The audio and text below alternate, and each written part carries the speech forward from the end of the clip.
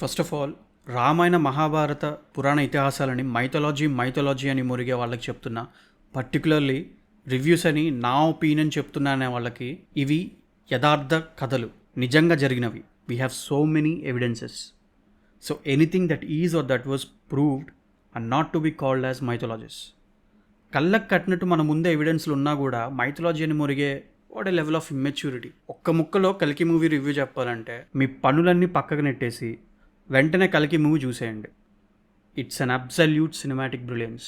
Go with your family. కల్కికి biggest assets Amitabh Bachchan sir, Prabhas, Deepika Padukone and of course the visionary Nag Ashwin sir, VFX team and the production values.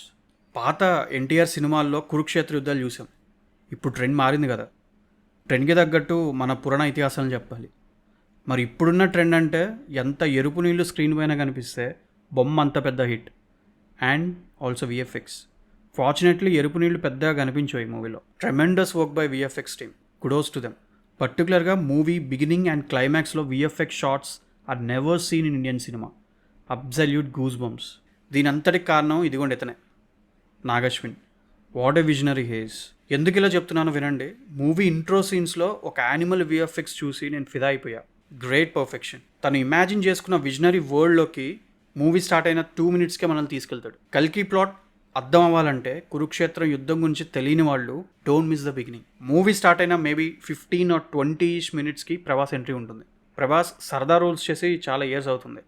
ఈ మధ్య Prabhas looks గురించి కూడా చాలా trolls చూస్తున్నాం. బట్ కల్కిలో ప్రభాస్ లుక్ చాలా బాగుంది. లాస్ట్లో ప్రభాస్కి పడిన క్లోజప్ షాట్స్ అయితే గూస్ బంప్స్. పర్టికులర్గా ఆ ఐస్ క్లోజప్, వావ్. ట్రైలర్లో చూపించినట్లు బుజ్జి భైరవ మధ్య కామెడీ బాగుంటుందని ఎక్స్పెక్ట్ చేయకండి.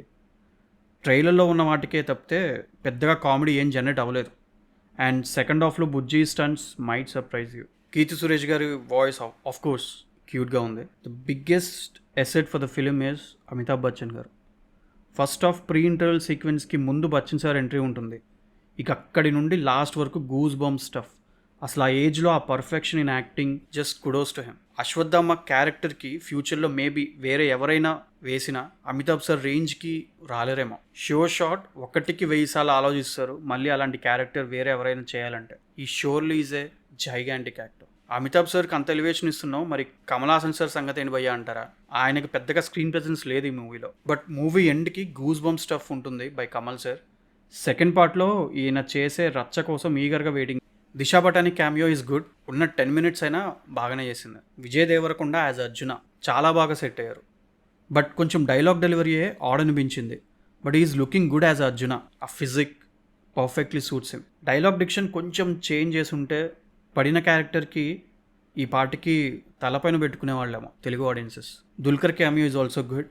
బట్ నాకు దుల్కర్ గెటప్ చూశాక ఎందుకో భైరవ క్యారెక్టర్కి పర్ఫెక్ట్ సెట్ అవుతాడనిపించింది. He looks damn cool on ponytail. And the main story lead Deepika. కల్కిని పొట్టలో మోస్తున్న సుమేటి character. Subtle acting, no over acting దందా. అఫ్ కోర్స్ ప్రెగ్నెంట్ క్యారెక్టర్ కాబట్టి one can't expect stunts from her. Bliss to watch Shobana గారు on screen again. ఇచ్చిన క్యారెక్టర్కి justification చేశారు. And of course Rajendra Prasad గారు కూడా. అన్ని పాజిటివ్స్ అయినా నెగిటివ్స్ అయినా లేవా అని అడుగుతారేమో. Biggest let down are the character artist. First half boring sequences సగం పైన ఈ క్యారెక్టర్ ఆర్టిస్ట్ అన్నాయింగ్ ఎక్స్ప్రెషన్స్కే పోతుంది. యాక్టింగ్ చేయండిరా అని ఛాన్స్ ఇస్తే ఓవర్ యాక్టింగ్ అందాలు చేశారు ఆల్మోస్ట్ అందరూ, ఎక్సెప్ట్ రాయ క్యారెక్టర్ చేసిన చైల్డ్ ఆర్టిస్ట్. ఆల్మోస్ట్ మూవీ అంతా రాయ ఉంటుంది.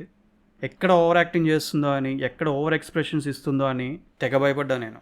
And second biggest let down songs and BGM.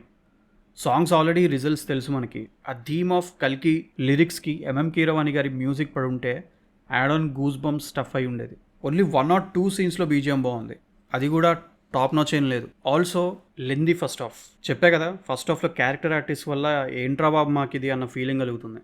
Second half starting కొద్దిగా బోరింగ్ అనిపిస్తుంది. బట్ ప్రభాస్ ఎంట్రీ నుంచి మళ్ళీ ఊపందుకుంటుంది. డైలాగ్స్ బిగ్గెస్ట్ మైనస్ అండి. ఎవరికి నచ్చిన విధంగా వాళ్ళు తెలుగు కూనియేసి పడేశారు. అలా కాకుండా వాళ్ళకు వచ్చిన లాంగ్వేజ్లో డైలాగ్స్ చెప్పించి డబ్బింగ్ వేరే వాళ్ళతో తెలుగులో వాయిస్ ఓవర్ ఇచ్చుంటే బాగుండేదేమో అని చాలాసార్లు అనిపించింది మూవీ చూస్తున్నప్పుడు. బట్ ఏం చేయలేము ఇంకా.